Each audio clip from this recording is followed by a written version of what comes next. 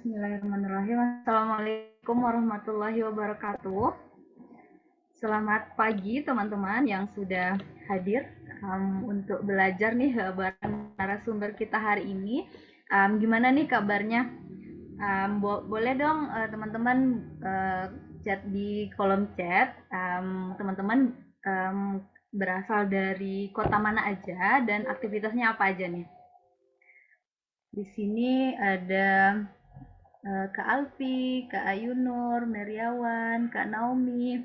Banyak ya, mungkin teman-teman bisa nih spill nih di kolom chat. Teman-teman berasal dari mana aja, dari kota mana aja, dan aktivitasnya sekarang apa. Nah, kalau saya sendiri berasal dari Bandung dan sekarang sedang S2 Pendidikan Bahasa Jepang di UPI. Nah, semoga teman-teman hari ini dalam keadaan sehat dan bahagia tentunya. Nah, hari ini kita akan mengikuti kelas dari narasumber kece kita, dari Mbak Weti Artika. Mungkin teman-teman juga sudah melihat di posternya, kita akan membahas tentang bedah kesalahan saat menulis novel. Nah, mungkin saya akan menyepil sedikit nih latar belakang kenapa acara ini diadakan seperti itu. Nah, acara webinar kepenulisan ini merupakan salah satu series kelas dari yang diadakan oleh PDS Puan Dara dan Suri.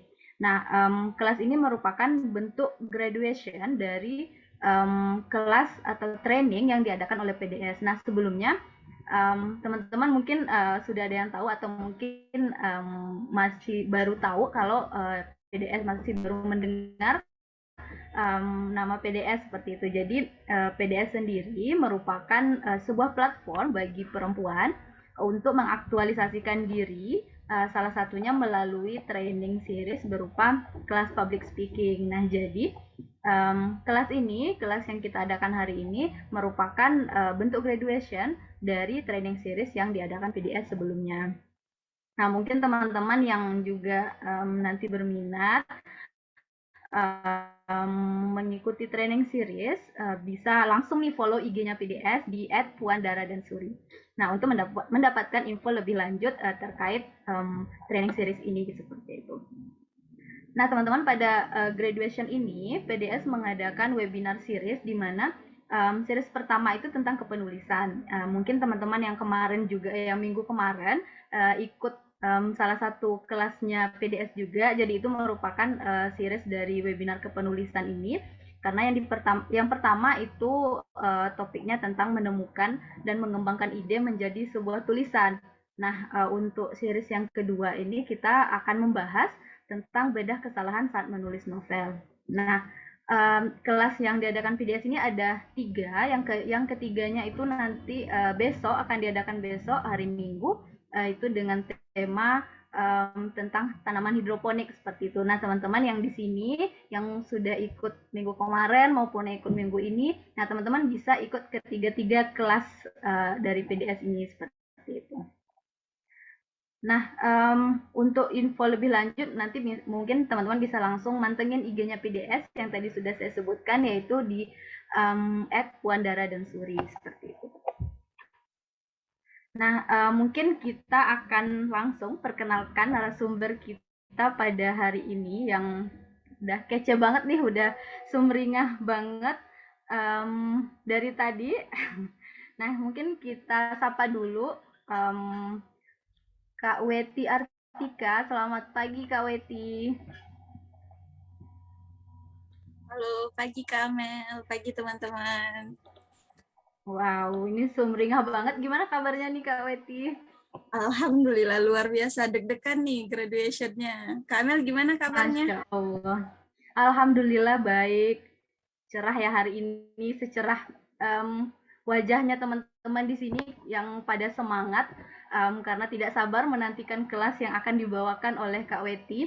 Jadi teman-teman, saya perkenalkan sedikit bahwa Kak Weti Artika ini merupakan penulis novel Separuh Genap. dan beliau juga merupakan inisiator antologi kontemplasi bertumbuh, dan sekarang Kak Weti ini merupakan tim desainnya Puan Dara dan Suri, juga sekarang sedang menjadi pengurus Forum Lingkar Pena. Benar ya Kak Weti ya? Ya, benar Kak Amel.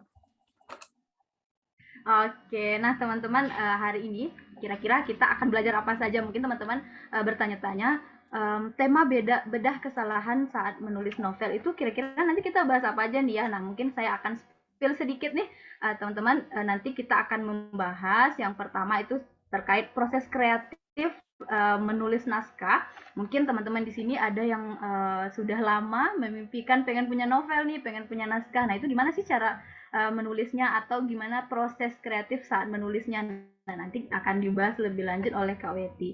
Nah, yang kedua, kita akan membahas terkait kesalahan dalam menulis novel.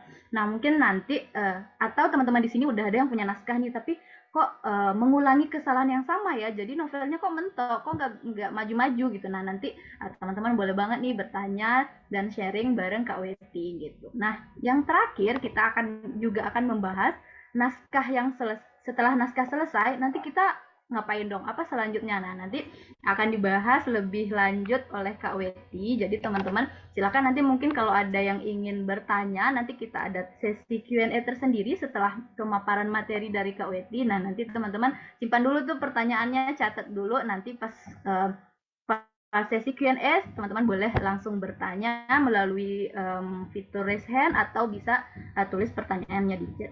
Nah, mungkin teman-teman udah nggak sabar nih, kita langsung saja serahkan kepada narasumber kita untuk membahas tema-tema yang sangat menarik tadi terkait bedah kesalahan saat menulis novel. Nah, mungkin kepada Kak Weti Artika disilakan, Kak. Ya, terima kasih banyak Kak Amel. Bismillahirrahmanirrahim. Assalamualaikum warahmatullahi wabarakatuh. Waalaikumsalam warahmatullahi wabarakatuh. Oke, baiklah. Terima kasih teman-teman. Kak Amel juga terima kasih sudah menjadi moderator yang luar biasa hari ini. Nah, jadi teman-teman, sebelum segala sesuatunya dimulai, bismillah.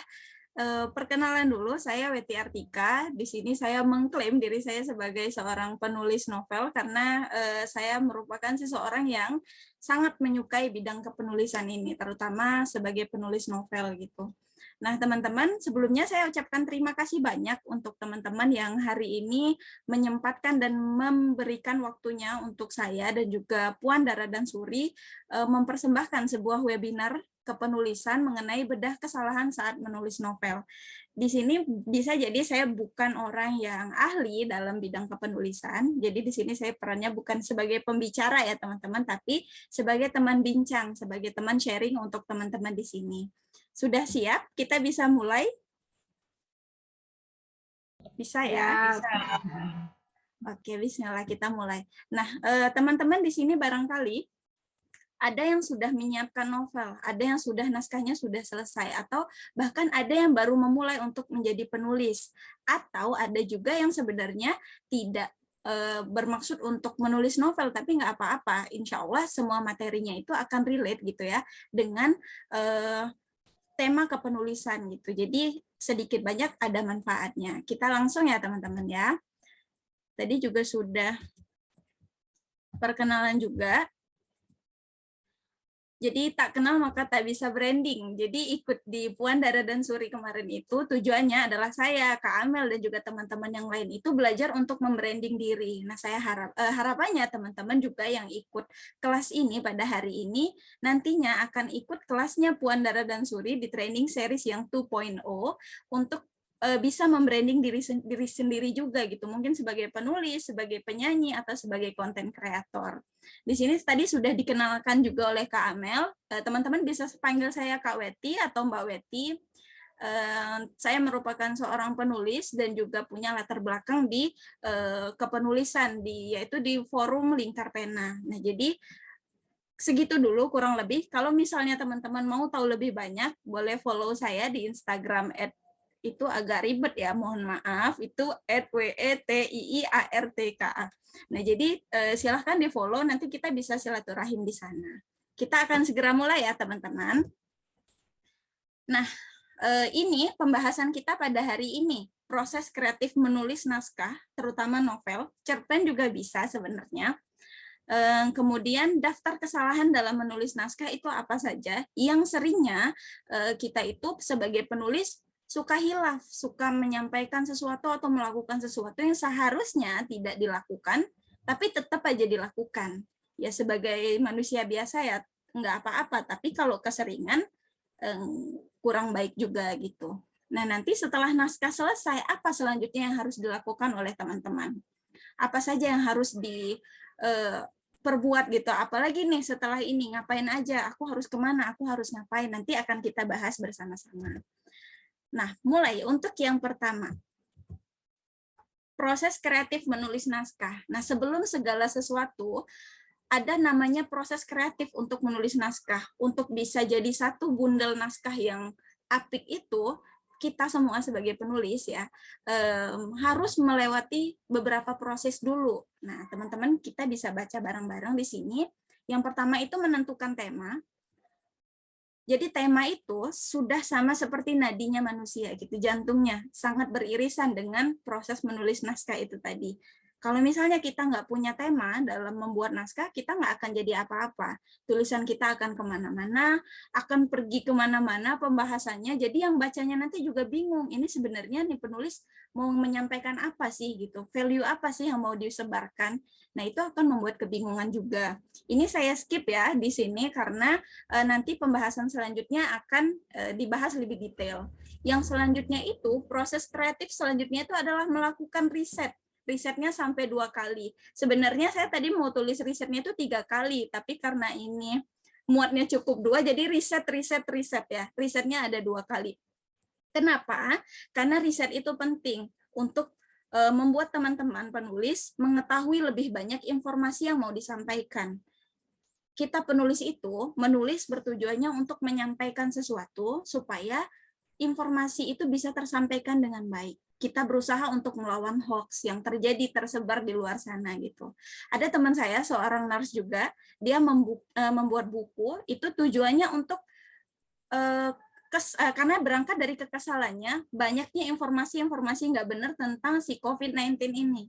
Sampai akhirnya dia bikin buku yang isinya informatif sekali gitu, apa yang harus dilakukan ketika COVID misalnya, bagaimana COVID itu dan sebagainya. Nah, setelah teman-teman melakukan riset, akan dibuatkan outline. Outline ini kerangka ya teman-teman ya. Kerangka itu penting untuk proses menulis naskah supaya tulisannya nggak kemana-mana. Misalnya di bab A teman-teman lagi ngomongin kucing sakit. Tiba-tiba di bab B teman-teman ngomongin ada manusia yang ada manusia yang membeli kucing yang sudah sehat gitu. Intinya tulisannya kemana-mana. Nah itu yang perlu diperhatikan oleh teman-teman gitu. Selanjutnya menentukan genre, deskripsi karakter, tokoh, plot, dan sebagainya. Ini penting. Jadi sebelum teman-teman menciptakan sebuah naskah, untuk melahirkan si naskah itu tadi, perlu juga menciptakan deskripsi karakter dulu, tokohnya dulu. Misal teman-teman mau membuat cerita romans nih tentang pemuda A dan perempuan B. Dijelaskan dulu pemuda A itu sifatnya seperti apa, sedetail mungkin. Misalnya dia seorang pemarah, dia seorang yang bisa menyelesaikan masalah. Positifnya misalnya dia adalah seorang pekerja keras. Nah, itu dijelaskan dengan detail. Tujuannya apa? Supaya nanti ketika kita sudah mulai menulis naskahnya nanti, kita nggak tiba-tiba kehilangan si tokoh tersebut. Misalnya tiba-tiba dia yang awalnya pendiam, besok-besoknya jadi ceria banget. Nggak ada pendiam-pendiamnya sama sekali. Atau misalnya dia yang hari ini kuliahnya di Indonesia, tiba-tiba besoknya nggak tahu kenapa teman-teman mention dia kuliahnya di Amerika misalnya. Nah itu berbahaya karena akan menimbulkan keraguan dari pembacanya. Ini penulisnya fokus nggak sih nulis gitu. Nah ini sebenarnya banyak ketidakfokusan ini banyak kita temukan di tulisan-tulisan di beberapa platform penulisan gitu. Termasuk tokoh, plot, dan sebagainya itu harus dijelaskan detail. Jadi saran saya teman-teman menulis dengan baik dulu, disiapkan dulu. Jadi pas udah nulis itu bisa ditulis dengan tenang tanpa harus tiba-tiba stop mikir aku harus ngapain ya, ini tokoh ini harus dibikin jadi sifat yang seperti apa ya. Nah itu fungsinya untuk mengurangi itu tadi. Selanjutnya adalah mengembangkan tema di outline dan mempersiapkan konflik. Ini saya skip ya teman-teman karena ada slide-nya sendiri. Kemudian ada menentukan ending. Umumnya ending itu ada dua, ada sad ending, ada juga happy ending gitu kan. Ada juga yang plot twist sebenarnya, tapi menentukan ending itu buat saya penting di awal. Kenapa? Karena itu bertujuan untuk membuat kita lebih fokus tentang penulisnya tadi gitu, tentang proses kepenulisan kita tadi. Misalnya kita dari awal sudah sad ending, ya kita sudah mulai membangun ciri-ciri sad ending itu gitu. Atau misalnya mau dibikin tidak tertebak, di beberapa bab sebelum bab terakhir itu kita akan membuat tema kepenulisannya gitu. Itu tema per babnya itu mulai melandai ke arah yang sad ending gitu. Nah, selanjutnya, tahapan terakhir ketika teman-teman sudah melewati 5 fase tersebut, ayo menulis dengan tenang dan damai. Kenapa saya bilang menulis dengan tenang dan damai? Karena itulah sebuah kelebihan kalau misalnya kita sudah melewati proses kreatif menulis ini tadi. Gitu. Kita berangkat ke slide selanjutnya. Bagaimana mengembangkan tema? Seperti yang sudah saya sampaikan di awal tadi, mengembangkan tema itu sangat penting karena tema itu adalah nadinya sebuah tulisan. Nah, tapi sebelum semua itu dimulai, saya ingin mengajak teman-teman melakukan dua hal dulu. Yang pertama itu mengenali tujuan menulis. Yuk, tanya dulu yuk ke dirinya sendiri, apa sih tujuannya menulis? Apakah untuk sekedar healing, melepaskan kepenatan, atau juga untuk sekedar untuk mendokumentasikan kejadian kita di masa lalu. Misalnya teman-teman mungkin ada yang kenal Terelie nih. Nah, Terelie itu mendokumentasikan kehidupan masa kecilnya di serial Anak Mama. Novelnya itu ada 5 kalau nggak salah. Nah, jadi di situ dia menceritakan gimana kehidupan di kampungnya, gimana dia di desa dulu, gimana kehidupan masyarakat di desa. Nah, itu dia didokumentasikannya dengan apik. Nah, itu tujuan dari menulis. Setelah teman-teman tahu tujuan dari menulis, teman-teman akan tahu tema itu nanti beririsan dengan kepenulisan. Teman-teman akan menjangkau pembaca. Itu kan tujuannya. Jadi kita itu menulis sebenarnya tujuannya untuk membaca. Membaca itu ya dibaca oleh banyak orang, mulai dari kita sendiri, teman-teman terdekat, bahkan orang-orang yang tidak kita kenal sama sekali. Selanjutnya itu adalah mengenali atau menciptakan pembaca. Untuk bisa mengembangkan tema, kita harus mengenali siapa dulu calon pembaca kita. Kenapa? Misalnya nih, kita berharap pembaca kita nanti adalah anak-anak. Misalnya di sini teman-teman ada yang suka membuat cerita dongeng anak gitu, atau cerita tentang cerpen-cerpen anak. Kalau misalnya teman-teman sudah mengenali pembacanya, sudah menciptakan pembacanya, teman-teman akan tahu, oh aku akan nulis tentang anak-anak nih. Berarti tulisan yang aku buat, narasinya, deskripsinya itu tidak boleh terlalu rumit, tidak boleh mencantumkan kalimat-kalimat yang sulit atau bahasa asing yang terlalu sulit untuk dijangkau anak-anak. Atau yang paling bahaya nih, sudah tahu tulisannya untuk anak-anak, tapi kita memasukkan unsur-unsur yang tidak baik yang untuk dibaca anak-anak gitu.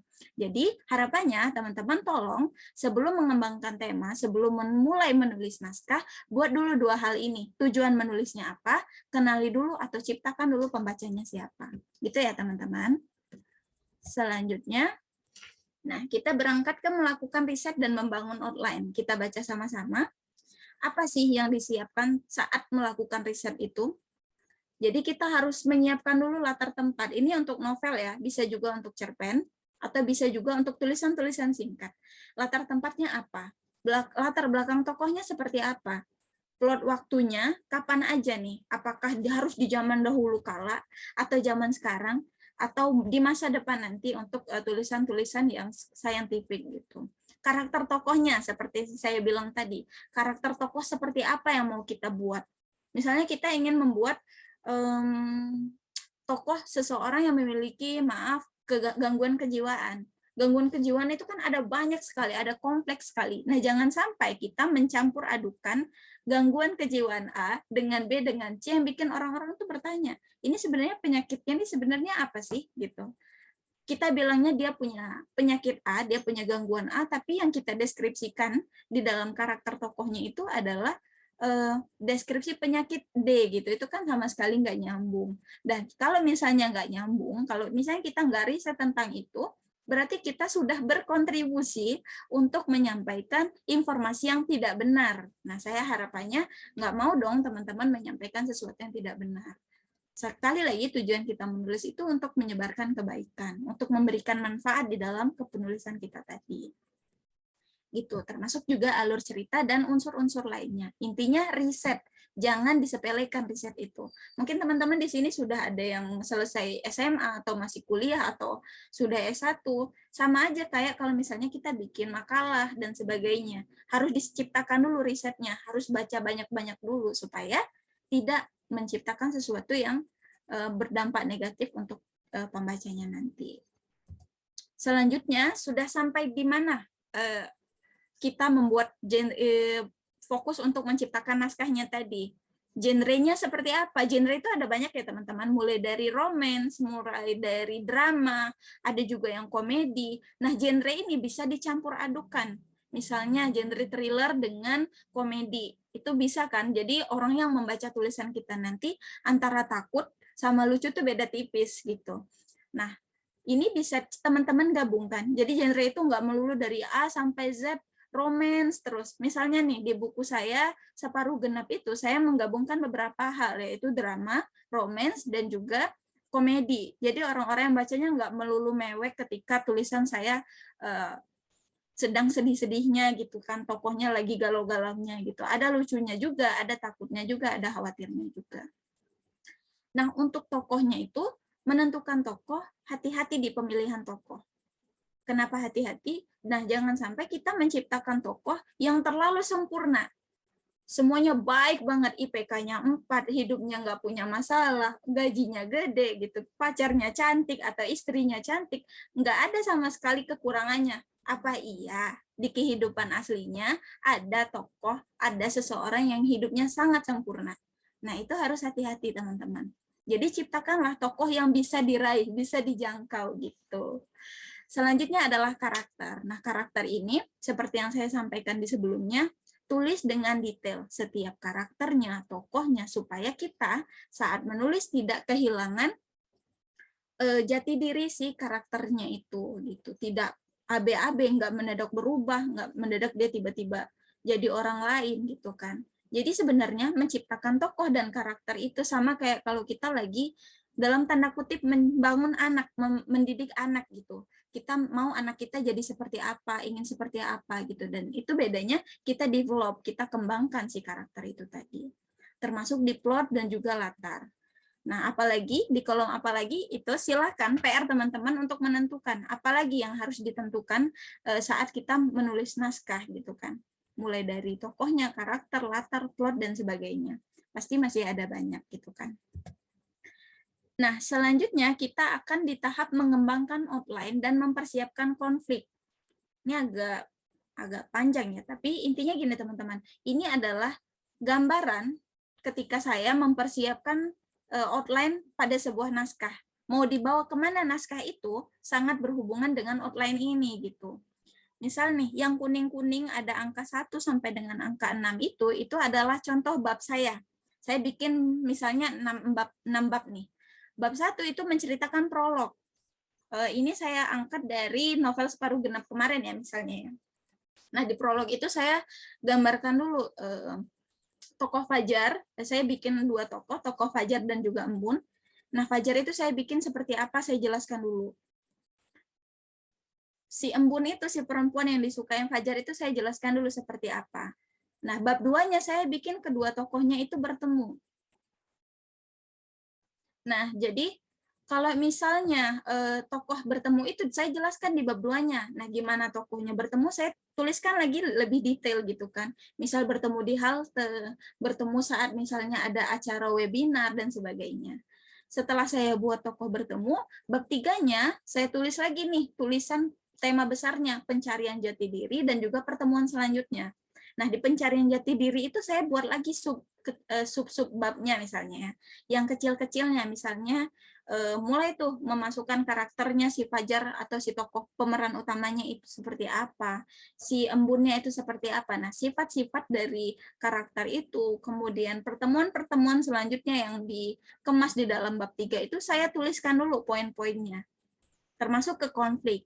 Nah, bab 4 itu, bab tengah-tengah teman-teman ya, biasanya sudah mulai ada konflik. Misalnya nih, kalau dalam romance separuh genap yang saya buat, konfliknya itu adalah si Fajar itu maunya Embun jadi sama dia, tapi Embunnya ternyata nggak mau gitu. Embunnya belum mau menikah misalnya, Embunnya belum mau berkomitmen untuk pacaran. Nah, konfliknya adalah gimana caranya dua tokoh ini bisa ketemu. Saya bangun konfliknya gitu. Mulai bikin pembaca untuk merasa gregetan. Mulai merasa lelah juga. Kok kenapa sih mereka nggak kunjung ketemu? Kenapa sih si Embun nggak ngalah aja dan sebagainya. Nah, terus bab kelima saya bikin klimaksnya melandai. Lagi marah-marahnya saya perlahan turunin satu persatu emosi ketika mulai menulisnya gitu. Supaya apa? Supaya mulai dipecahkan satu persatu. Misal ada tokoh lain, tokoh itu udah lulus, tokoh itu akan segera menikah, tokoh itu sudah bekerja, termasuk juga tokoh pemeran utamanya gitu. Saya bikin pemeran utama A dan B-nya mulai menemukan jati dirinya masing-masing, mulai mendapatkan goals dari kehidupannya gitu. Nah, di bab ke-6-nya saya bikin endingnya. Saya bikin endingnya misalnya akhirnya Fajar dan Bun itu bisa bertemu, mereka berkomunikasi, mereka bisa menjalin hubungan, dan akhirnya dibuat epilog untuk menjawab beberapa poin yang ketinggalan ketika bab 1 yang tidak dicantumkan di bab 1 dan bab 5 gitu. Nah, jadi intinya adalah outline itu kerangka dari novel atau naskah yang akan kita buat nantinya. Gitu. Nah, tapi ini sekali lagi teman-teman, ini tidak hanya untuk menulis naskah. Saya biasanya bahkan ketika menulis caption di Instagram pun, saya kalau misalnya membuat itu dibuat dulu tema besarnya apa sih? Poin-poin yang ingin saya masukkan apa sih gitu. Jadi saya tidak kehilangan informasi ketika sedang biasanya kalau kita nulis sesuatu nih kita buru-buru pengen memasukkan seluruh kata-kata di kepala kita ke tulisan itu gitu. Nah, jangan sampai kemudian kita kehilangan itu gitu ya. Selanjutnya, menentukan ending dan mulai menulis. Nah, menentukan ending itu gimana? Dari awal kalau misalnya kita sudah fokus untuk menciptakan ending yang baik, ending yang menyenangkan, kita bangun di bab yang konflik melandai tadi gitu. Kita sudah mulai menjelaskan dengan detail seperti apa sih supaya tokohnya bisa menemukan jawaban dari keresahannya masing-masing gitu. Nah, ending itu kalau misalnya teman-teman ingin endingnya sad ending, ya sudah mulai dibangun gitu. Jangan sampai tiba-tiba lagi senang-senangnya pembaca. Pembaca itu kan biasanya gini nih, kalau udah mulai baca, wah ini pasti akan happy ending nih katanya gitu. Kenapa? Karena kita menggambarkan segala sesuatunya dengan baik, dengan detail gitu kan, bahwa dua tokoh dalam cerita tersebut akan ketemu. Tiba-tiba tabrakan misalnya, terus satunya harus dibawa ke rumah sakit di luar negeri, satunya harus stay aja di Indonesia misalnya. Itu sad ending tapi menggantung. Nah, jadi intinya menentukan ending itu bisa di awal, bisa juga di pertengahan ketika kita sudah mau mendekati bab terakhir di naskahnya, tapi jangan sampai kita menulis ending itu tiba-tiba aja gitu. Jadi sebenarnya naskahnya belum selesai, kita bikin endingnya segera. Nggak tahu mungkin karena buru-buru naskahnya selesai atau sudah diminta oleh penerbit. Nah, tapi harapannya, saran saya teman-teman, tentukan ending dari awal supaya feelingnya bisa kerasa sampai dengan akhir gitu. Dan mulai menulis. Nah, di kolom yang kecil banget itu saya memasukkan menulislah dengan tenang karena naskah yang baik adalah naskah yang selesai. Ini sebenarnya disampaikan juga nih oleh Kak Amel di materinya kemarin gitu. Jadi izin kopi ya Kak Amel. Jadi ini mungkin sama nih materinya. Intinya tulisan apapun, entah itu tulisan di skripsi, di tesis, di makalah, bahkan caption sekalipun, bisa disebut baik ketika tulisannya sudah selesai. Si pembaca bisa menangkap informasinya, si pembaca bisa tahu akhirnya, si pembaca bisa menangkap tujuan kita menulis itu tadi. Itu teman-teman ya, menulislah dengan tenang. Saya doakan kita semua di sini ketika sudah mulai menulis, kita bisa menulis dengan tenang. Tanpa tiba-tiba mikir, overthinking, misalnya mendadak, ini bagus nggak ya tulisan aku? Ini enak nggak ya dibaca gitu. Jadi harapannya tolong di bold, di garis bawahi, di tanda petik, menulislah dengan tenang. Karena naskah yang baik itu adalah naskah yang selesai. Nah, itu tadi proses kreatif menulis ya teman-teman, menyiapkan naskah. Selanjutnya kita akan mengupas kesalahan dalam menulis naskah. Sudah siap? Warganet? Kayak diem-diem aja nih. Siap, Kak. Wah, terima kasih Kak Amel. Ini ada juga teman-teman, saya sempetin lihat chat dulu. Salam kenal untuk Kak Mary, Kak Alfi, dan juga Kak Ayu. Semoga bisa menangkap hal-hal baik ya dari seminarnya hari ini. Nah, kita lanjut ya, Kak Amel, mengupas kesalahan dalam menulis naskah. Ini sebenarnya saya bagi dua nih. Ada di sebelah kiri dan juga ada di sebelah kanan. Kiri saya itu kesalahan ketika yang dilakukan oleh penulis ketika menulis naskahnya saat naskahnya sedang ditulis. Kesalahan yang pertama, sambil menulis sambil overthinking. Ada yang namanya pepatah sambil menyelam sambil minum air. Masuk angin dong, kembung dong. Nah sama, sambil menulis sambil overthinking, pikiran kita kembung. Kita nggak bisa kemana-mana dengan si overthinking ini tadi gitu, karena kita keburu khawatir, kita keburu takut tulisan kita jelek, kita keburu takut tulisan kita nggak bisa dibaca orang, keburu takut tulisan-tulisan kita tuh poinnya nggak bisa didapat oleh orang, bahkan nggak layak baca. Ada kan kekhawatiran kayak gitu, saya sudah pernah mengalaminya, bahkan kadang sampai hari ini juga gitu. Tapi yuk, kita pasti bisa yuk untuk melawan overthinking ketika menulis itu. Jadi teman-teman sambil nulis itu tulis saja terus. Nanti dulu deh mikirin naskahnya akan diterima penerbit atau enggak. Nanti dulu deh mikirin apakah naskah kita itu akan dibaca oleh orang atau enggak. Pilihan untuk membaca atau tidak itu ada di pilihan orang-orangnya. Itu pilihan pembacanya. Tugas kita sebagai penulis adalah menulis, menyiapkan tulisan yang terbaik, memuat informasi yang terbaik. Itu aja. Gitu. Selanjutnya tidak konsisten dalam menulis sudut pandang. Nah ini saya skip, nanti ada penjelasan tersendiri ya teman-teman ya. Tidak konsisten seperti apa, nanti kita bahas. Alur cerita tidak logis, apalagi genre-nya bukan fantasi. Teman-teman saya di sini cukup peka ya, di sini saya menemukan typo. Sebagai manusia biasa, itu seharusnya apalagi genre-nya bukan fantasi, bukan genre-nya ya. Mungkin ada yang peka teman-teman? Nah, Aku jadi nggak peka, Kak. Oh, nggak peka ya, Kak Amel.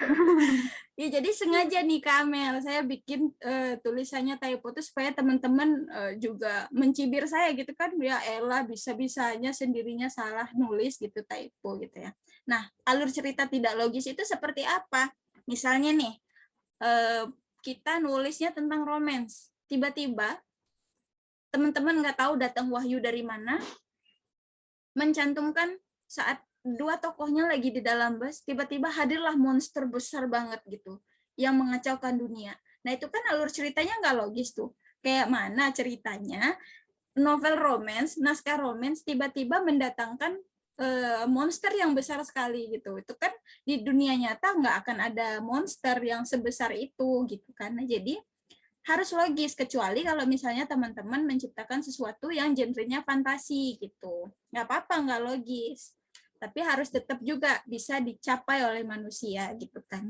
Si pemahaman manusia ketika dibaca naskahnya itu. Deskripsinya belum efektif, ini saya skip ya teman-teman ya, karena nanti akan kita bahas di slide sendiri. Selanjutnya, itu ada lagi kesalahan yang dilakukan oleh penulis dalam menulis naskah setelah naskahnya selesai. Sebelum disunting, naskahnya tidak diendapkan terlebih dahulu. Nah, ini sama aja kayak kalau misalnya teman-teman goreng tempe, nggak disaring terlebih dahulu. Habis goreng tempenya, tiba-tiba diambil, langsung diangkat, langsung dimakan. Apakah tidak panas, warganet? Panas dong. Nah, gitu juga ketika kita tidak mengendapkan naskah gitu. Jadi kalau misalnya naskahnya langsung aja kita habis nih, naskahnya selesai nih dibaca. Naskahnya selesai dibaca, langsung kita pikiran aku harus segera menyunting tulisan aku. Tulisan aku harus segera aku edit supaya cepat selesai, supaya cepat aku kirim ke penerbit. No, jangan kayak gitu ya. Jangan zolim terhadap naskah sendiri. Jadi didiamkan dulu naskahnya selama 1 minggu, 2 minggu gitu. Jadi kalau kita sudah mendiamkan naskahnya, akan membuat kita tadi apa ya namanya ya, akan membuat kita datang ke naskah itu bukan sebagai penulis, tapi sudah sebagai pembaca. Nanti saya jelaskan di poin sendiri. Menolak saran atau masukan dari orang lain. Ayo, di sini siapa yang kadang sudah menganggap sebenarnya nggak apa-apa sih, normal. Kita sebagai penulis itu berpikiran bahwa aku kan yang nulis naskah aku kan yang nulis tulisan aku dong yang paling tahu sama isinya. Memang benar seperti itu, tapi jangan sampai ego kita yang terlalu tinggi itu menjadikan kita tipikal orang, tipikal penulis yang nggak mau menerima saran atau masukan dari orang lain. Karena kenapa? Kita menulis naskah itu sebagai orang yang sudah tahu akan dibawa kemana, akan seperti apa, sifat-sifat dari naskah itu kita sudah tahu. Sementara orang membaca tulisan kita, memberi saran itu karena dia membacanya sebagai pembaca, bukan sebagai pembaca sekaligus penulis gitu. Jadi kalau ada teman-teman yang ngasih naskahnya sama teman yang lain, nih Kak Wet, tolong nih dibaca ya naskah aku, terus kemudian saya kasih saran, ayo teman-teman dibuka pintu hatinya yang lapang ya, karena sebentar lagi kita Ramadan juga ya, dimaafkan gitu kan, saran itu diterima, jadi tulisan kita akan semakin matang. Selanjutnya, terlalu sayang pada tulisan. Nah, ini kejadian banget sama saya di 2 kali saya nulis naskah gitu kan, terutama di separuh genap kemarin. Ego saya itu ada, saya membuang 3 bab sendiri karena kata editornya ini nggak nyambung untuk dimasukkan di dalam naskah itu gitu. Saya dalam hati tuh mangkel banget. Ini kan aku udah susah-susah nih nulisnya. Kenapa sih harus dibuang? Ini tulisannya tuh apik banget loh. Ini apa ya, bahasanya itu romantis banget loh. Yang baca akan sangat baper loh Mbak kalau baca tulisan yang ini gitu. Terus kata mbaknya gini, coba deh diamkan dulu naskahnya seminggu.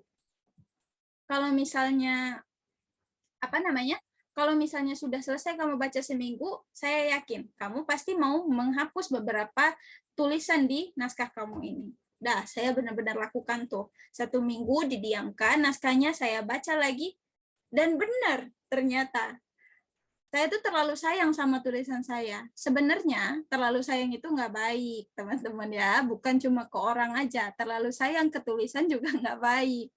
Kenapa? Karena menulis sesuatu secara berlebihan juga ternyata bikin pembacanya bosan gitu. Nah, yang terlahir lagi. Yang terakhir, terlalu mengandalkan editor. Ayo warganet berkumpul nih yang mengandalkan editor untuk menyunting tulisan kita gitu. Jadi kita mikir gini nih, tulisan aku nih kan naskahnya sudah selesai. Nah, aku berharapnya nggak usah deh aku sunting sendiri, biarin aja. Itu kan sudah jadi tugasnya editor gitu. Jangan gitu ya warga yang budiman. Kenapa? Karena menjadi editor itu tidak gampang. Pun misalnya itu sudah jadi kewajiban editor untuk menyunting naskah kita, tapi tetap yang akan menyuntingnya itu bukan editornya aja, tapi kita juga. Kalau misalnya kita terlalu mengandalkan editor kita, otomatis kita juga akan mempersulit diri sendiri gitu.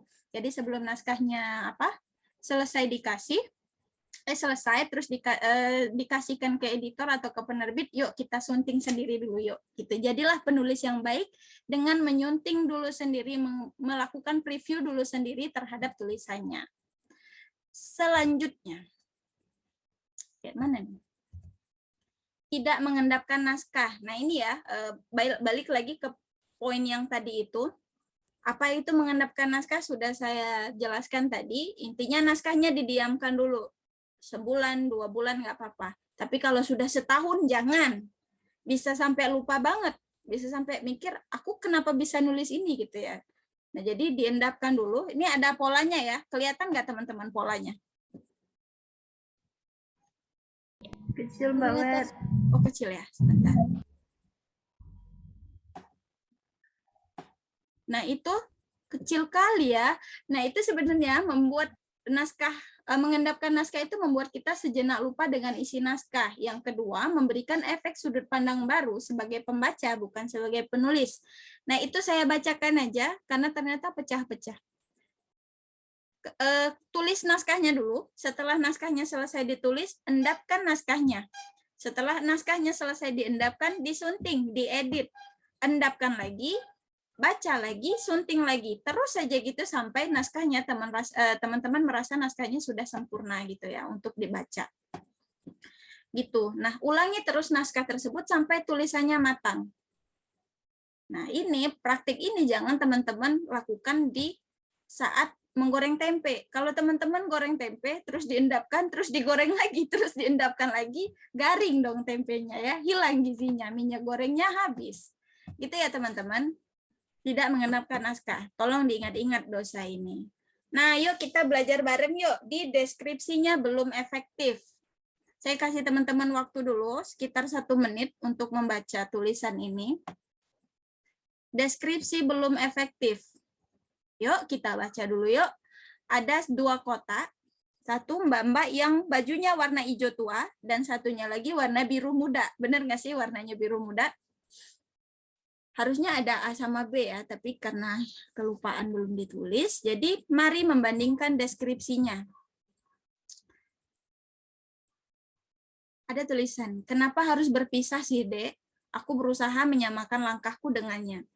Benar saja, dia berhenti. Aku tersentak karena saat menatap wajahnya, ia menangis.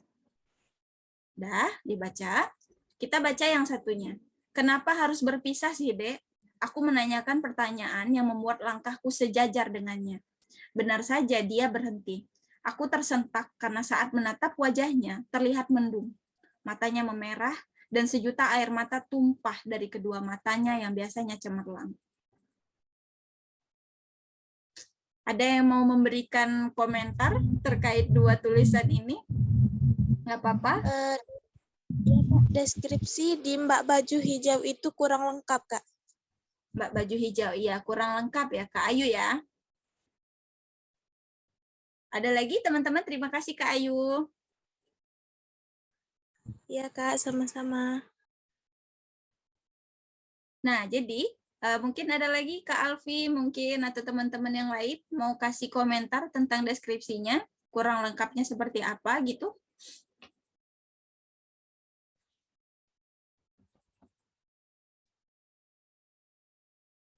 Baiklah, kita sama-sama bahas ya teman-teman ya. Nah tadi Kak Ayu sudah sampaikan nih, deskripsi di mbak-mbak yang baju hijau tua itu belum lengkap. Iya benar, kurang lengkap. Jadi kalau kita ngebacanya itu sebagai pembaca, kita akan ngerasa biasa-biasa aja penjelasannya gitu. Apa sih yang mau dibilang sama penulisnya ini? Intinya si aku itu nggak mau berpisah sama si adik yang dia panggil itu. Intinya dia manggil adiknya itu, dia mau ajak ngomong, terus pas adiknya noleh atau adiknya nengok, tiba-tiba si adiknya tuh udah menangis gitu. Kurang detail menurut saya. Nangisnya yang kayak apa? Apa sih yang bikin adiknya nangis gitu? Kenapa nangis yang segimana nangis sih yang bikin dia tersentak gitu? Nah, kalau dibandingkan dengan mbak-mbak yang baju hijau itu, kenapa ada usaha untuk menjelaskan gitu. Jadi si aku ini berusaha untuk menyamakan langkahnya, artinya dia tuh ngomongnya sambil jalan gitu. Teman-teman yang baca langsung kepikiran, oh dia tuh ternyata lagi ngejar teman bicaranya gitu. Oh ternyata pas dia stop itu, si perempuan stop itu, si adiknya stop itu karena dia nangis gitu. Oh matanya merah banget ya. Berarti kalau perempuan atau kalau si adik itu nangis sampai matanya merah, berarti ada emosi yang menggumpal gitu, ada emosi yang tersimpan di si adiknya itu gitu. Nah, teman-teman bisa dapat feelingnya dari deskripsi. Semakin detail kita menjelaskan deskripsi atau ketika dia marah atau deskripsi suasana saat sore hari misalnya, itu teman-teman akan semakin menjangkau alam bawah sadarnya pembaca. Jadi pembaca itu otomatis akan masuk ke dalam tulisan-tulisan kita. Jadi bukan saat membaca tulisan kita yang deskripsinya efektif itu, dia akan pembaca itu akan membacanya dengan merasa bahwa dia sedang ada di lokasi terjadinya peristiwa itu. Gitu ya teman-teman.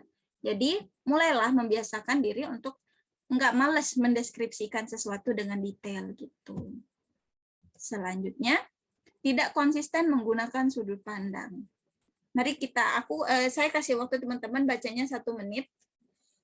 Tidak konsisten menggunakan sudut pandang itu seperti apa? Jadi kalau teman-teman mungkin lupa, sudut pandang itu ada aku, saya, atau nama gitu ya.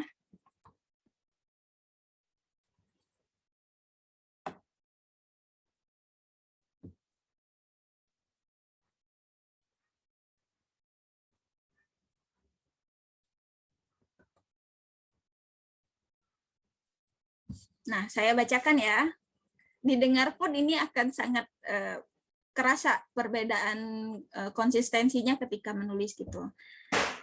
Kalau teman-teman ada yang belum selesai baca, nggak apa-apa, dilanjutkan aja. Saya baca yang sebelah kiri. Aku memejamkan mata saya, memutuskan untuk sejenak menepi dari dunia yang pelik. Lilin aroma, hening malam membuatku merasa lebih baik. Sampai ada suara gemerisik mengganggu telinga saya. Aku bergegas bangun, menggunakan kerudung yang tersampir di meja belajar saya. Di situ ada 2 sudut pandang, ada aku dan juga ada saya. Di sebelah kanannya, dengan kalimat yang sama, cuma mengganti sudut pandangnya aja ya. Aku memejamkan mataku, memutuskan untuk sejenak menepi dari dunia yang pelik. Lilin aroma, hening malam membuatku merasa lebih baik. Sampai ada suara gemerisik mengganggu telingaku. Aku bergegas bangun, menggunakan kerudung yang tersampir di meja belajarku. Teman-teman, ada yang mau kasih pendapat tentang poin tidak konsisten menggunakan sudut pandang? Monggo.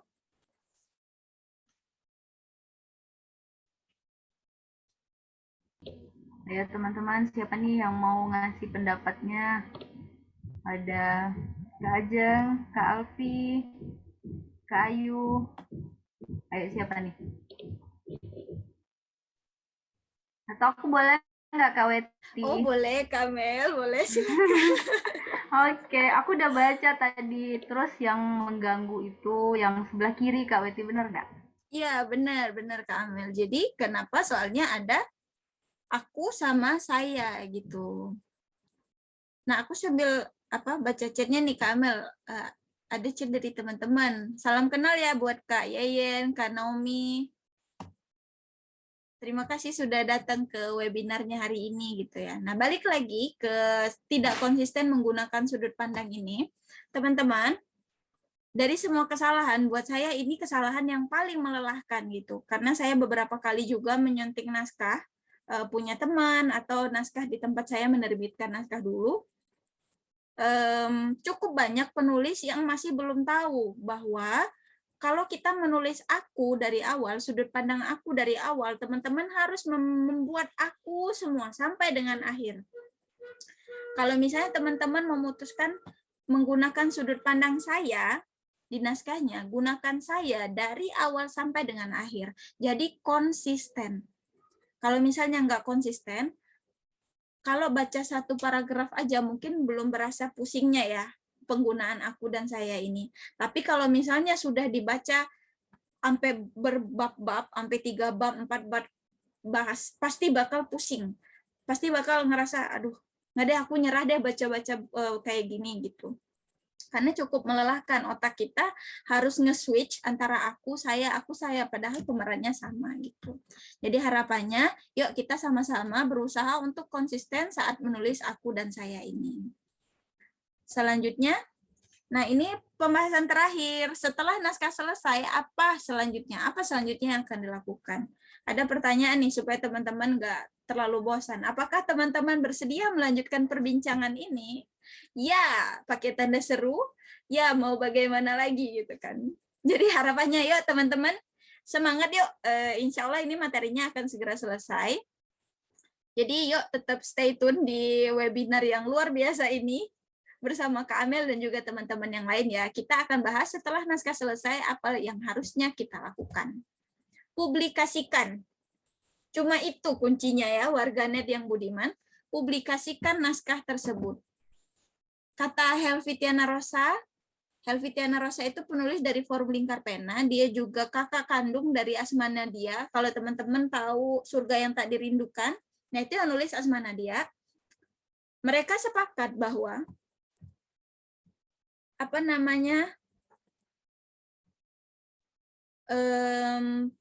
mempublikasikan ini, tulisan yang baik itu adalah tulisan yang selesai. Dan pembaca yang baik adalah pembaca yang membagikan tulisannya kepada orang lain.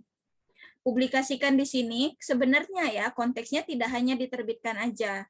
Misal teman-teman suka menulis tapi masih ragu-ragu mau nulis di blog nggak ya, mau nulis di Instagram nggak ya, mau nulis di Tumblr nggak ya, aku publikasikan nggak ya, gimana kalau nggak ada yang baca? Gimana kalau orang-orang bosan? Gimana kalau sudut pandang yang aku tulis berbeda dengan pendapat orang lain? Gimana kalau tulisan aku tiba-tiba viral dan aku nggak siap menghadapi animo pendapat dari orang-orang tersebut? Teman-teman, kita menulis itu sekali lagi tujuannya adalah untuk menyentuh banyak orang, untuk menyentuh banyak pembaca. Kenapa? Supaya dalam tulisan itu kan ada pikiran kita, ada ide kita, ada pendapat, ada sudut pandang, dan juga keresahan kita. Kalau keresahan dan segala macam yang saya sebutkan tadi tidak diberitahukan ke orang lain, dan cuma kita sendiri yang bacanya, apakah kita tidak terlalu pelit sebagai penulis gitu? Jadi harapannya saya mengajak teman-teman untuk mempublikasikan. Syukur alhamdulillah kalau misalnya bukunya, naskahnya bisa diterbitkan. Ini 3 contoh buku saya. Yang pertama Separuh Genap, edisi covernya masih seperti itu. Yang kedua Separuh Genap ganti cover, itu cetakan kedua. Yang ketiga itu antologi Kontemplasi Bertumbuh bersama 10 penulis yang lainnya gitu. Nah, apa saja pertimbangan dalam menerbitkan naskah? Nah, di sini ada beberapa. Mayor atau indie. Mayor itu adalah penerbit besar. Misalnya Bentang Pustaka, Indiva, Gramedia, Elex Media Komputindo, dan sebagainya. Nah, penerbit mayor itu biasanya menunggu penulis untuk mengirim naskahnya, full naskahnya dari awal sampai akhir, prolognya sudah ada, kata sambutannya sudah ada, epilog, sinopsisnya sudah ada. Nah, jadi kita sudah kirim ke penerbit mayor itu dalam keadaan siap cetak. Nanti setelah 3 bulan atau 6 bulan nunggu konfirmasi dari mereka, entah mau diterbitkan atau tidak. Nah, intinya si penerbit mayor ini akan mencetak naskah kita dalam jumlah yang cukup besar untuk dipasok ke berbagai toko buku. Toko buku besar yang berasosiasi dengan penerbit mayor ya, misalnya Gramedia nih. Terus selanjutnya ada juga mayor atau indie, satunya indie. Indie itu maksudnya penerbit yang membantu kita untuk menerbitkan sendiri naskah kita dengan kocek kita sendiri, dengan modal kita sendiri gitu. Kita yang tentukan naskahnya seperti apa, covernya seperti apa, jenis kertasnya seperti apa, kita yang tentukan gitu. Jadi si penerbit indie ini tujuannya untuk memudahkan kita mencetak buku kita sendiri. Kalau teman-teman sudah memilih penerbit untuk mengirimkan naskah kita tadi, tolong perhatikan penerbitnya terpercaya atau tidak. Jangan sampai, amit-amit ya, teman-teman sudah susah-susah menulis naskah, naskahnya dikirim, ternyata penerbitnya itu menjual naskah teman-teman ke orang lain gitu, dan kita yang nggak ada kabar. Tapi ini sangat jarang terjadi. Biasanya penerbit itu terpercaya gitu ya, dan amanah insya Allah. Terus kita itu mau mempublikasikan naskah kita itu dalam bentuk hard copy atau soft copy. Kalau hard copy berarti dicetak, dibukukan gitu ya. Kalau soft copy bisa kita jual di Google Playbook, atau juga kita bisa jual di tempat-tempat penjualan buku yang bersifat online gitu. Nah, hard copy dan soft copy itu berhubungan juga dengan dijual online atau offline. Kalau teman-teman sudah cetak bukunya, indie misalnya, teman-teman mau titipkan bukunya di toko buku yang ada di daerahnya misalnya, berarti harus membangun kerjasama dengan si toko buku tersebut. Kalau misalnya mau online, kita cari tahu di mana sih tempat penjualan buku yang bisa dijual online. Online itu maksudnya bisa soft copy-nya aja, kasarnya PDF-nya aja, atau bisa kita jual buku fisik tapi melalui online gitu. Natural atau prematur.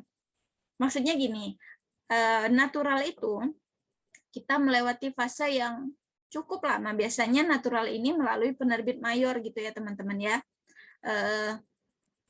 Untuk mencetak satu buku melalui penerbit mayor itu bisa jadi butuh 1-2 tahun. Karena proses penyuntingan yang lama, preview yang lama, menentukan cover dan sebagainya macamnya itu cukup lama. Nah, kalau prematur itu biasanya kita menerbitkan naskah kita melalui percetakan indie tadi, kita cetak sendiri, kita jual sendiri, bahkan ada percetakan indie itu yang membukukan karya kita itu cuma dalam rentang 1 bulan sampai 2 minggu aja gitu, tergantung kesiapan naskahnya. Selanjutnya dibagikan atau disimpan sendiri. Ini keputusan teman-teman. Kalau saya jadi teman-teman yang sudah punya tulisan, yang sudah mulai menulis, saya memilih untuk membagikan tulisan saya. Saya nggak tahu, karena kan ada ya pesan bahwa sebaik-baik manusia itu adalah manusia meninggalkan manfaat bagi orang lain. Kalau saya tahu tulisan saya itu baik, ada manfaatnya, terus saya simpan sendiri, sayang banget dong, kebermanfaatan itu cuma selesai di saya. Tapi kalau misalnya tulisan itu saya bagikan ke orang lain, dan orang lain merasa ada, bayangin nih teman-teman, punya tulisan yang isinya manfaat banget, banyak banget value-value baik yang bisa disebarkan gitu. Terus tulisan itu dibaca oleh orang lain yang sama sekali nggak kita kenalin, antah berantah di luar sana, dan orang itu tersentuh dengan tulisan kita. Dia berubah menjadi seseorang yang lebih baik karena tulisan kita. Betapa bahagianya nggak sih kalau ada yang seperti itu gitu. Jadi mau cerita sedikit, saya pernah tulis tulisan di Instagram, intinya itu tentang apa ya, mendengarkan orang lain gitu. Saya bergabung di Love Yourself Indonesia yang dibuat oleh Teh Siva. Nah, jadi saya katakan bahwa mendengarkan orang lain itu adalah salah satu cara untuk membiarkan orang lain tetap hidup gitu, membantu orang lain tetap hidup. Nah, ternyata ada satu orang teman di luar sana yang saya sama sekali nggak kenal, DM saya gitu, kirim pesan, "Kak, terima kasih ya sudah menulis tulisan kakak yang ini. Saya terbantu sekali," gitu. Saya selama ini menutup diri untuk bercerita ke orang lain karena menganggap cerita saya itu terlalu biasa-biasa aja. Saya nggak berani cerita ke orang lain gitu. Tapi ketika saya berusaha untuk membuka diri, saya bercerita ke orang lain, ternyata orang lain itu selama ini menunggu saya untuk cerita ke dia gitu. Jadi intinya, kebaikan itu jangan berhenti di diri kita sendiri deh, kita bagiin ke orang-orang. Dan salah satu cara paling mudah untuk membagikan kebaikan itu adalah dengan menulis. Kalau teman-teman sudah punya privilege untuk bisa menulis, ayo kita bagikan tulisan kita, jangan disimpan sendiri gitu. Nah, ini bukan closing statement ya, tapi ini harapan saya. Saya mengajak teman-teman yang untuk ikut pada hari ini, menulislah dan biarkan dunia membaca tulisan kamu. Gitu. Itu aja ya teman-teman. Terima kasih banyak sudah mendengarkan saya kurang lebih 1 jam ya kali ya Kak Amel ya. Saya kembalikan semuanya ke Kak Amel. Oke, terima kasih Kak Weti. Luar biasa sekali ya teman-teman materi dari Kak Weti hari ini. Mungkin teman-teman sudah punya banyak pertanyaan nih yang ingin didiskusikan, ingin di-sharing bareng Kak Weti. Boleh banget teman-teman yang ingin bertanya bisa menggunakan fitur raise hand. Kalau mau open mic langsung juga boleh drop pertanyaannya di kolom chat seperti itu. Wah, ada Oke, Kak ini Alfi. kita tunggu. Oh, ada Kak Alfi. Oke, mungkin kita langsung saja di Kak Weti ya ke Kak Alfi. Silakan Kak Alfi. Baik, bismillahirrahmanirrahim. Apakah suara saya kedengaran, Kak? Ya, aman. Aman Kak, Kak, aman. Baik, terima kasih kepada moderator yang telah menyempatkan saya untuk menyebutkan pertanyaan dari saya sendiri. Baik, Kak, di sini saya sebenarnya sedikit cerita, ini baru awal untuk berminat menjadi seorang penulis. Jadi di sini saya menempatkan sebagai gelas kosong yang belum terisi apa-apa. Jadi makanya di sini salah satu cara saya untuk mengisi gelas tersebut dengan mengikuti webinar seperti ini. Baik, yang ingin saya tanyakan, Kak, Kakak tadi menjelaskan mengenai salah satu tujuan dari menulis ialah dibaca banyak orang.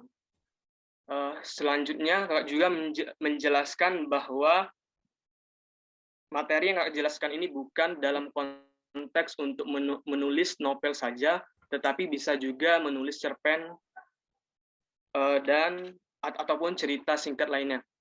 Jadi Kak, yang ingin saya tanyakan, bagaimana langkah ini Kak, konteks pertanyaan saya ini ketika kita selesai dalam menulis novel ataupun cerpen, bagaimana langkah agar penulis novel atau penulis cerpen agar bisa dibukukan dan akhirnya bisa dikenal banyak orang. Dan selanjutnya Kak, apakah menulis itu sesuai dengan fakta yang ada atau bisakah kita merangkai peristiwa untuk dituliskan? Mungkin seperti itu Kak. Terima kasih, saya kembalikan kepada Kak Amelia. Oke, terima kasih Kak Alfi. Luar biasa sekali ya pertanyaannya. Mungkin kita langsung jawab saja ya Kak Weti ya. Jadi pertanyaannya tadi terkait kalau misalnya kita naskahnya udah selesai nih. Jadi setelah itu langkah-langkah yang bisa kita lakukan untuk menerbitkan tulisan dan dikenal orang itu gimana sebenarnya gitu. Nah, yang kedua, apakah menulis itu hanya sebatas harus sesuai dengan fakta yang ada atau bisa dimodif nih Kak atau gimana? Silakan Kak Weti. Baiklah, terima kasih Kak Amel, moderator yang luar biasa kece pada hari ini. Dan juga Kak Alfi, sebelumnya semangat, terima kasih sudah memutuskan untuk menjadi seorang penulis. Sama Kak, saya juga seorang penulis pemula gitu. Saya belum dikenal banyak orang, saya belum punya banyak buku gitu ya. Nah, tapi apapun itu, ketika sudah memutuskan untuk menjadi seorang penulis, berarti sudah ada komitmen untuk membagikan tulisan kita itu. Sudah ada kemauan agar tulisan kita dibaca gitu ya. Pertanyaannya tadi, apa sih Kak langkah agar penulis novel atau cerpen itu pada akhirnya bisa dibukukan? Pada akhirnya tulisannya bisa dikenal oleh orang lain. Jadi gini Kak Alfi, kalau misalnya untuk bisa dikenal, tulisan kita untuk bisa dikenal itu, yang pertama adalah dipublikasikan dulu gitu. Caranya gimana? Kak Alfi, kalau boleh tanya, kalau nulis suka di mana dibagikannya? Apakah di Facebook, blog, atau Instagram, atau di mana?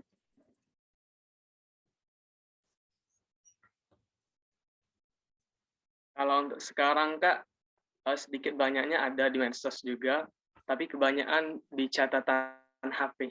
Belum terlalu dipublikasikan Kak. Nah, kira-kira yang di catatan HP itu rencananya untuk bikin buku atau tulisan-tulisan pendek atau cerpen atau apa? Rencananya buku Kak. Oke, buku ya. Berarti nggak baik kalau misalnya seluruhnya dipublikasikan gitu ya. Oke. Nah, jadi gini Kak Alfi, sebelum kita berharap bahwa kalau misalnya kita tulisannya menulis itu tujuannya untuk bikin buku, untuk dibukukan naskahnya, yang pertama harus dilakukan oleh penulis itu adalah dengan sesekali menciptakan pembaca dulu, menciptakan lingkar pembaca dulu. Gimana caranya? Branding dulu diri Kak Alfi itu bahwa Kak Alfi itu adalah seorang penulis. Caranya, kalau misalnya nih saya nih nulis di Instagram, saya suka banget nulis di Instagram. Kenapa? Karena selain jumlah karakternya terbatas, di Instagram itu saya bisa menjangkau siapapun, nggak terbatas harus misalnya kalau di blog kan orang-orang mesti punya ngeklik link blognya dulu atau segala macam. Kalau di Instagram itu hampir semua orang punya Instagram, dan di Instagram itu banyak contoh-contoh tulisan yang ada pasar saya di dalamnya gitu. Jadi ketika kakak memutuskan untuk mau mulai menulis dan tujuannya agar tulisannya dibaca dan bikin buku dan bukunya dikenal banyak orang, tulis dulu di sosial media. Bukan naskah kakak yang dibuat di notes itu yang ditulis, dipublikasikan di sosial media ya, tapi tulisan-tulisan yang lainnya. Misalnya tentang puisi, atau misalnya kelihatannya Kak Alfi ini anak-anak organisasi nih, membagikan sudut pandangnya tentang Indonesia pada saat ini, keadaannya, atau sudut pandang apapun, atau keresahannya. Nah, itu dipost di Instagram misalnya, di sosial media. Nah, nanti di sosial media itu nanti pembaca Kak Alfi akan mulai berkumpul, akan ada orang-orang yang mulai suka dengan tulisan Kak Alfi, suka dengan pendapat, opini, solusi, dan harapan-harapan Kak Alfi yang dituangkan di tulisan tersebut. Kalau sudah ada lingkar pembacanya, dan Kak Alfi merasa naskahnya sudah selesai, Kak Alfi bisa membukukan karyanya, bisa mulai cari penerbit.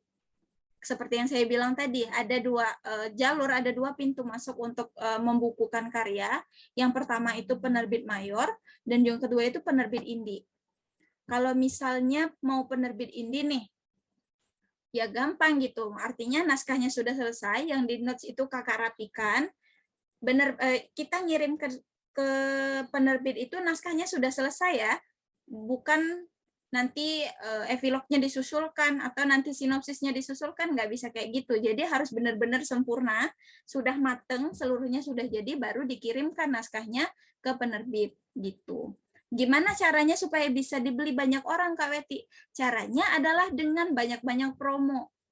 Kasih tahu semua orang bahwa kakak adalah seorang penulis, bahwa kakak sudah membukukan karya. Itu salah satu caranya gitu. Nah, untuk pertanyaan kedua, apakah menulis itu harus melulu tentang fakta yang ada atau bisa juga dikarang-karang? Bisa juga mengarang gitu, tergantung. Calvi menulisnya mau menulis apa dulu. Kalau misalnya mau menulis opini atau yang ada di harian, media harian gitu ya, harus ada faktanya. Kenapa? Karena orang membaca opini didukung dengan fakta-fakta yang ada. Tapi kalau misalnya kayak menulis novel romance atau novel misteri atau segala macamnya, bisa ngarang, tapi tetap seperti yang saya sampaikan tadi, harus tetap menjangkau akal sehatnya manusia, harus tetap realistis gitu. Nah, jangan sampai nih misalnya Kak Alfi nulis bahwa pada tahun 2020 ada gunung yang meletus tapi tiba-tiba nggak jadi. Ada gunung yang erupsi di Indonesia tapi tiba-tiba nggak jadi. Itu kan fakta tuh. Orang-orang akan mulai cari fakta itu, ternyata nggak ada. Calvi ngarang aja. Nah, itu bahaya. Jadi ada fakta-fakta yang bisa kita masukkan untuk mendukung, menguatkan isi teks naskah kita, dan ada juga yang bisa kita ngarang gitu. Itu ya Kak Alfi ya.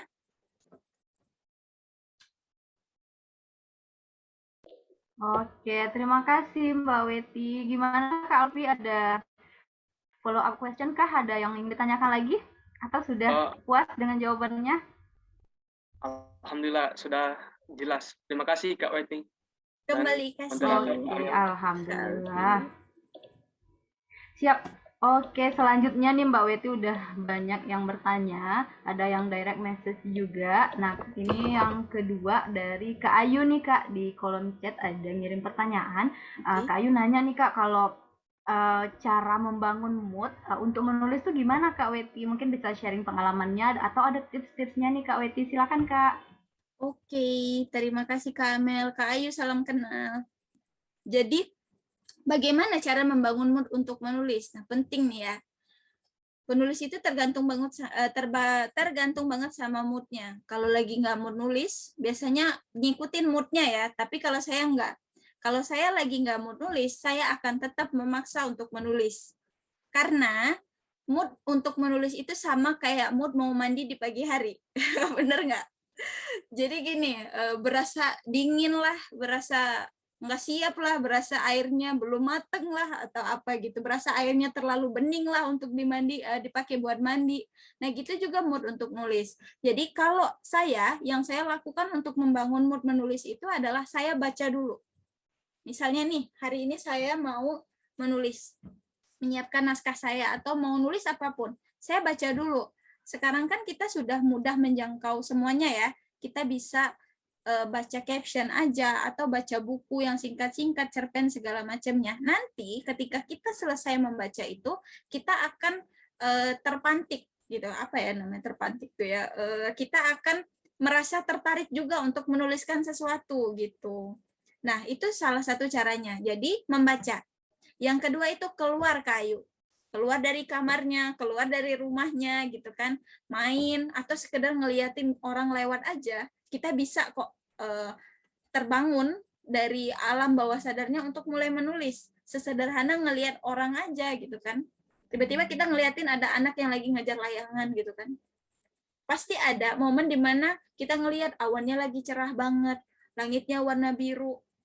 Si adik-adik itu kelihatan bahagia banget ngejar si layangannya itu. Nah, itu sebuah plot, sebuah latar, sebuah keadaan yang bagus untuk kita menceritakan si tulisan itu. Jadi membangun mood itu adalah membuka seluruh kepekaan kita. Membuka mata kita lebih luas, membuka hati, membuka pendengaran untuk menangkap semua itu dalam satu hal, dan mood kita akan terbangun untuk menulis itu gitu. Yang ketiga, kalau udah misalnya udah 1 bulanan nih ngerasa kok nggak mau terus ya nulis gitu, naskahnya terbengkalai atau tulisannya menggantung, paksa. Cuma itu satu-satunya cara yang agak ekstrim tapi itu efektif gitu. Dan balik lagi ke tujuan menulisnya tadi. Semakin besar tujuan kita menulis, semakin jelas goals menulisnya apa, maka akan semakin gampang kita membangun mood nulisnya. Atau bisa juga sambil dengar murotal nih, kan hatinya tenang tuh. Terus akhirnya bikin tulisan gitu. Atau dengar lagu. Dari lagu kan liriknya tuh kan kadang suka bagus nih, kayak Hati-hati di Jalannya Tulus. Nah itu bagus, kita juga aku mendadak mau bikin cerpen deh tentang si hubungan kayak cerita di liriknya lagu Tulus itu gitu ya Kak Ayu. Iya, baik. Terima kasih. Oke, Kak Ayu, Kak Weti, makasih. Sama-sama Kak Mel. Semangat kan Kak Mel? Semangat banget, ini semakin seru ya diskusi kita hari ini. Teman-teman, mungkin karena ini masih banyak Kak Weti pertanyaannya, mungkin ini pertanyaan terakhir karena kita terbatas waktu juga nih. Mungkin ini yang pertanyaan terakhir mungkin yang bisa Kak Weti jawab gitu. Pertanyaannya dari Kak Meriawan Fitri Agustina. Jadi beliau menanyakan tips dan saran nih dari Kak Weti kalau mau nulis tentang cerita anak, atau misalnya kalau kita mau menyelipkan pesan moral nih agar nggak ketara banget, itu gimana tipsnya agar nggak terkesan juga menggurui tapi tetap ceritanya tetap menyenangkan? Mungkin bisa langsung dijawab Kak Weti, silakan. Oke, terima kasih Kak Amel, juga Kak Mary, terima kasih sudah menyempatkan pertanyaannya ya. Kak Mary ini berarti penulis cerita anak-anak. Nah, gimana sih caranya menyelipkan informasi yang menyelipkan nasihat tapi tidak mengandung nasihat gitu ya? Itu adalah melalui percakapan yang kita tulis. Misalnya nih, Jono, kamu kok belum mandi sih, kamu bau gitu. Terus kita tulis lagi, misalnya ada juga pemeran B-nya nih, Siti misalnya. Jono, kamu mandi ya, karena kalau mandi kan kamu jadi wangi, kamu jadi bersih, kamu jadi menyenangkan, enggak mudah nangis, gitu-gitu Kak Mary. Jadi sebaiknya memberikan nilai moral itu melalui percakapan itu sendiri. Karena kenapa? Kalau dalam percakapan, anak-anak itu kan biasanya sulit untuk membaca sesuatu yang terlalu panjang-panjang. Jadi percakapannya dibuat simple, pertama, dibuat simple, sederhana, dengan bahasa yang menyenangkan. Nah, melalui bahasa yang menyenangkan itu tadi, kita kasih tahu apa yang nggak boleh, apa yang boleh, gitu. Dengan kalimat yang pendek-pendek. Kenapa? Kalau tulisannya kepanjangan, anak-anak akan bosen. Anak-anak akan gampang capek ngebacanya. Tapi kalau misalnya tulisannya pendek, anak-anak akan tiba-tiba ingat aja gitu. Atau kalau misalnya di naskah itu ya, kebanyakan naskah anak-anak itu percakapannya dibuat fontnya lebih gede, Kak Amel, Kak Mary. Jadi supaya apa? Supaya nilai informasi, value yang mau kita sisipkan itu gampang masuk. Anak-anak otomatis akan mikir, apa ya tulisannya kok gede sendiri, dia baca tulisan itu yang mengandung nilai-nilai baik itu, mengandung nasihat itu, dan itu akan lebih gampang masuk gitu. Dan biasanya Kak Mary, tulisan untuk anak-anak itu didukung dengan ilustrasi. Jadi pastikan kalau nantinya menulis naskah untuk anak-anak, buat juga ilustrasi yang baik gitu, yang mendukung, yang menyenangkan untuk anak-anaknya. Gitu sih intinya. Jadi kita lebih mudah memasukkan informasinya, pesan moralnya dapat, dan anak-anak akan senang ngebacanya. Intinya jangan terlalu panjang, dan juga jangan menggunakan bahasa yang tidak dimengerti oleh anak-anak tersebut. Gitu Kak Amel. Oke, terima kasih Kak Weti, keren banget jawabannya. Jadi gitu ya Kak, siapa yang nanya tadi Kak Kak Mary ya? Mary ya. Kalau untuk nulis buku anak, yang penting kita bisa menyelipkan pesan moralnya itu melalui percakapan. Jadi nggak harus kita langsung bilang ini nasihatnya ini bla bla bla, tapi bisa melalui percakapan. Kita buat dengan ilustrasi dan sebagainya agar tetap menarik seperti itu. Nah, karena waktu kita terbatas ini teman-teman, mungkin teman-teman yang masih banyak pertanyaan ini mungkin nanti bisa langsung hubungi Kak Weti, boleh Kak? Boleh. Nanti Nah, ini kita teman-teman ada apa? Grup pendampingan selama 1 bulan. Di situ bisa dipakai untuk sharing tentang kepenulisan, Kak Amel. Nah, itu info yang menarik teman-teman. Mungkin nanti kalau ada yang ingin bertanya lagi, kalau masih ada yang ingin diskusi atau sharing sama Kak Weti, nanti akan di-invite ke grup pendampingan yang selama 1 bulan, atau teman-teman juga bisa follow akunnya Kak Weti di @weti_artk, atau juga bisa di Puan Dara dan Suri seperti itu.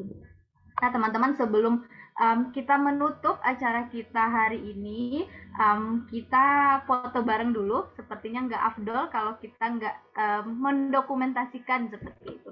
Mungkin Kak Weti bisa stop share dulu. Oh, boleh. Oke. Nah, teman-teman yang sekiranya bisa open cam, silakan open cam dulu biar kita bisa foto bareng nih teman-teman. Oke, ditunggu ya. Yang lain gimana nih, mau open cam? Bisa open cam kah? Oke, kalau begitu saya ambil, masih ada yang mau open cam? Ya, silakan ya. Kak, siapa lagi nih? Kak Nelvi, Kak Naomi. Oke, aman ya? Aman. Oke, pasang gaya terbaiknya ya teman-teman. Oke, kita mulai ya. 1, 2, 3. Oke, sebentar. Dipindahin dulu. Oke, siap. Nah, teman-teman, terima kasih bagi teman-teman yang sudah hadir, sudah menyempatkan waktunya untuk sama-sama belajar nih di sini bareng narasumber kece kita, Kak Weti Artika. Nah, mungkin saya meng-highlight beberapa poin nih dari Kak Weti, dari materinya Kak Weti tadi. Yang pertama, kita itu harus punya big why.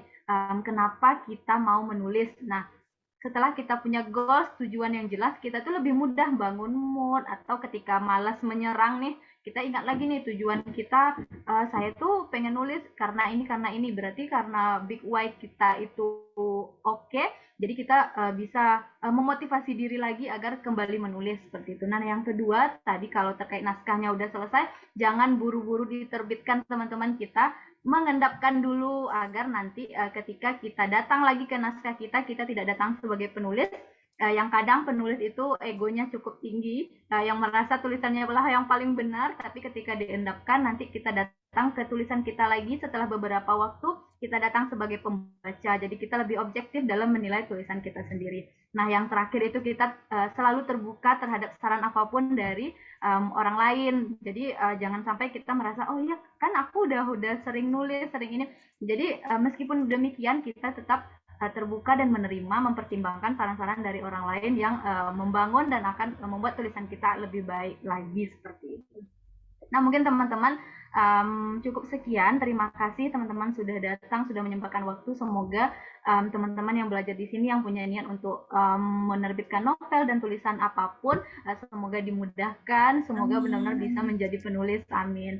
Nah, akhir kata, saya Amelia Septiana sebagai moderator hari ini mohon undur diri, mohon maaf jika ada salah kata. Saya tutup. Assalamualaikum warahmatullahi wabarakatuh.